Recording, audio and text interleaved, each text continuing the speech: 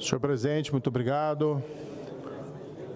Queridos pares, senadores, senadoras, deputados, deputadas presentes, senhoras e senhores, eu venho à tribuna hoje, presidente, em decorrência de um fato lamentável que foi divulgado hoje, em decorrência de uma operação realizada contra uma organização criminosa. Eu fui informado no final de janeiro pelo Ministério Público do Estado de São Paulo, e aqui tomo a liberdade de render os meus agradecimentos explícitos ao Ministério Público de São Paulo, tanto ao Procurador-Geral Mário Sarrubo, mas igualmente o promotor Lincoln Gaíca, de que havia um plano, um planejamento do PCC para cometer ataques contra mim e contra a minha família. Esses fatos foram também relatados ao Senado e à Câmara Federal, aos presidentes, que providenciaram, desde logo, a segurança necessária para mim e para a minha família. Então, tomo a liberdade, presidente, inclusive, de expressamente agradecê-lo pela atenção e render aqui o meu elogio também ao presidente da Câmara, Arthur Lira, por ter dado essa atenção, em especial aqui a Polícia Legislativa do Senado e a Polícia Legislativa da Câmara, que tem se pautado aí com bastante profissionalismo.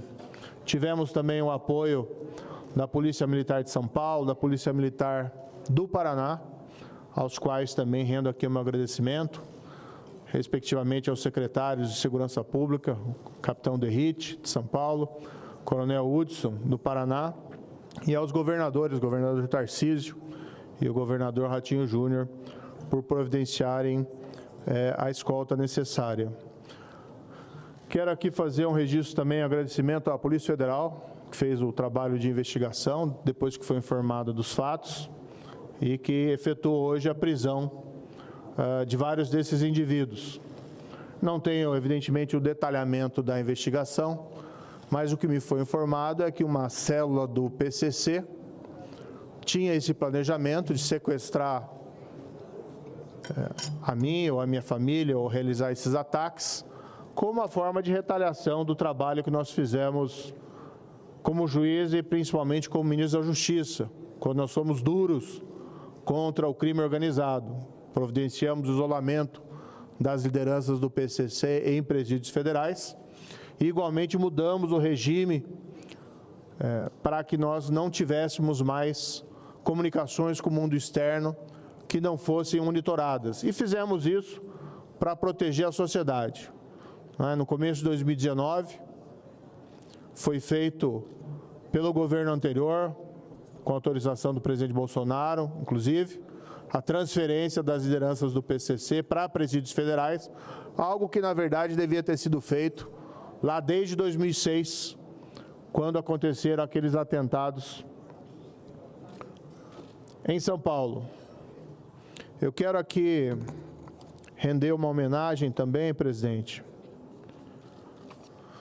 e a ilustrar o perigo que vem a ser o crime organizado. Desde 2016, 3 policiais penitenciários federais foram assassinados, de ordens vindo dentro do presídio, antes que nós cortássemos essas comunicações. Eu vou tomar a liberdade de mencionar o nome dos 3, Alex Bellarmino, Henri Charles, e também uma psicóloga que atendia lá o Penitenciário Federal de Catanduvas, a Melícia Almeida. Todas foram lamentavelmente assassinadas por ordem do PCC. Um registro também especial aqui a 3 bravos magistrados, juízes, que foram assassinados historicamente também pelo combate ao crime organizado. Temos aqui Antônio Machado Dias, juiz de execução do Estado de São Paulo, Alexandre Martins, juiz estadual do Espírito Santo, e Patrícia Scioli, juíza estadual do Rio de Janeiro. Presidente, eu fico alarmado com essa escalada que nós estamos vendo do crime organizado no país.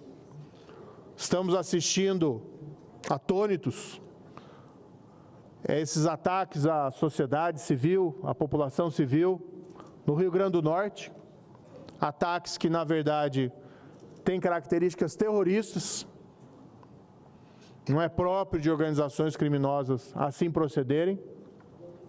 Espero que as autoridades sejam bem-sucedidas e nós temos que intensificar o combate ao crime organizado.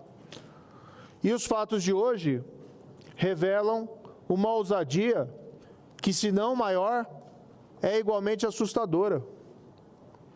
Desconheço, na história da República, um planejamento de organizações criminosas dessa natureza contra promotor do caso, que investiga o PCC, mas especialmente contra um senador da República.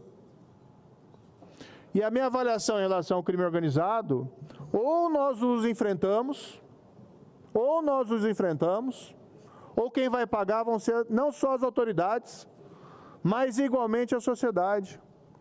E isso tem que ser feito com políticas rigorosas, inteligentes, com base na lei, contra a criminalidade organizada. Nós não podemos nos render.